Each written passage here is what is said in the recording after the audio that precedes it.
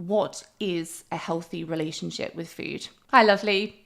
This video is for you if you've been struggling with thinking about food a lot, binge eating, feeling out of control with food, emotional eating, yo-yo dieting, yo-yoing weight, and you know that you can't continue in the way that you are. You've got enough evidence behind you now to know that things may not just improve on their own with what it is that you've been doing, but it's confusing. And you would have seen people have a healthy relationship with food and wondered, how are they doing this? They don't track anything, they don't monitor anything, and they just kind of eat naturally in balance, intuitively all of the time, and it seems really bizarre. Let's begin with what a healthy relationship with food isn't, because I think there's a lot of misconceptions about it, and I think that's because it can seem like a very abstract concept.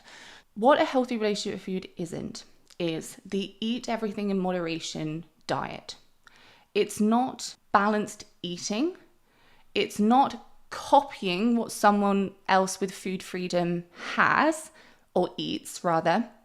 It's not enforcing willpower on a regular basis to maintain balance and flexibility around food. And it's not the intuitive eating diet. And what I mean when I say it's not the intuitive eating diet is it's very common for people to take the principles of intuitive eating, like, oh, it's a good idea to kind of eat when you're hungry and stop when you're full, and turn them into new rules from which to enforce.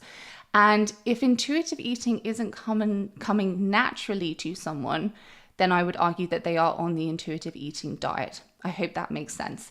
A healthy relationship with food also isn't the hunger fullness diet, by the way. Eat when you're hungry, stop when you're full, and stick to it with force and willpower. Okay, now I'm going to take you through how I define a healthy relationship with food. And this is after years of experience of trying to define it and make it tangible, okay? And fair warning, if you've been struggling in your relationship with food for quite some time and feeling out of control, etc., then the following might seem like a fantasy to you or too good to be true. All right, that's really common, so fair warning, but I'll just lay out what it is and then we can take it from there.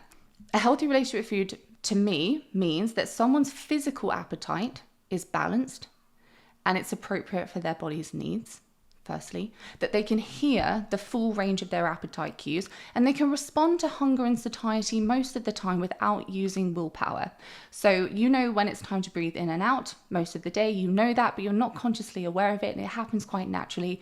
Same thing with, oh, I'm feeling a little bit hungry, oh, I'm becoming satiated, and so I'm eating and now I'm stopping eating and I'm moving on. That's what I mean without willpower. Next, that you can eat freely, so no heavy analysis, no monitoring, no tracking, no calorie counting. Eat freely without over or under eating in the big picture. Not meal to meal necessarily, because sometimes people with a healthy relationship with food, they aren't able to eat when they're hungry or they eat a bit past satiety. But in the big picture, over weeks and months, eating freely without over or under eating. Next, that they can enjoy any foods that they want to enjoy without a fear of losing control. That there's little emotional eating happening. Again, it's my definition, it's my way of working with it. To me, if there's absolutely no emotional eating occurring whatsoever, then someone is only eating for optimum nutrition at all times and is deriving no pleasure or satisfaction from their food whatsoever.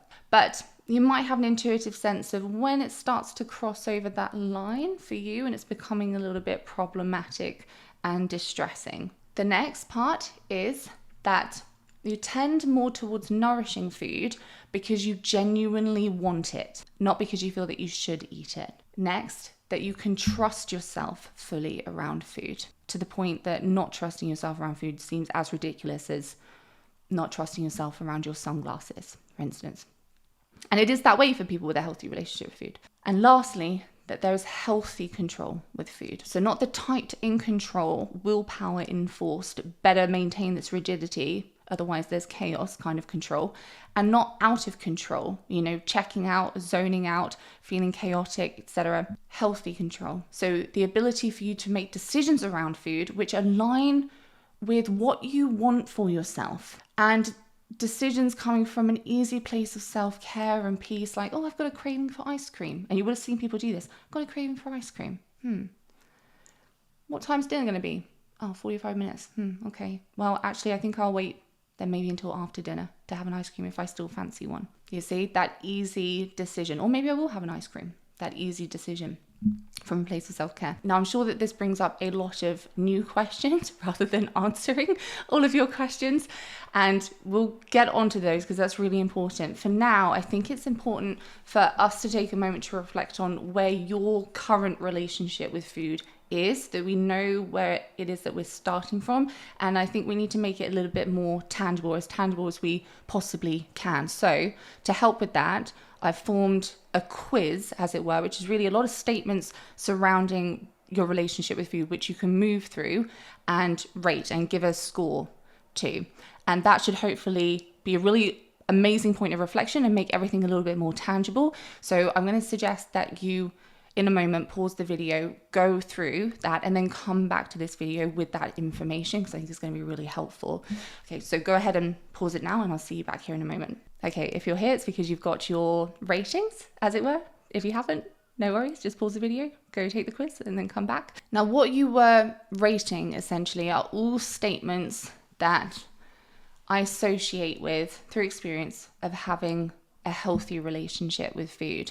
And so each point that is missed off here is indicative of an area which can be improved. And hopefully you found it a lot easier to look at it like this, in the individual parts, as it were, rather than disordered eating, healthy relationship with food. Those are two broad topics to do anything meaningful with. And I think that that's actually one of the main reasons why people with disordered eating often don't believe they can have a healthy relationship with food.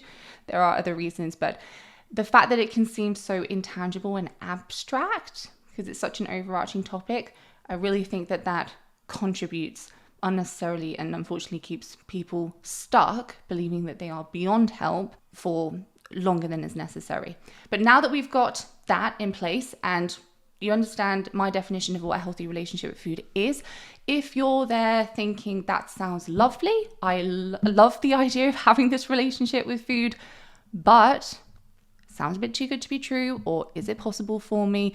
How realistic of a goal is this for me? What would happen to my weight if I went down this path? Essentially, if you're thinking, I would want that if I can have it, but it's not quite that simple, and how do I know that going down this path towards that goal is right for me and relevant to me? And if that's the case, then you can click through to the next video which I have, which is, how do I know that gaining a healthy relationship with food is the right path for me?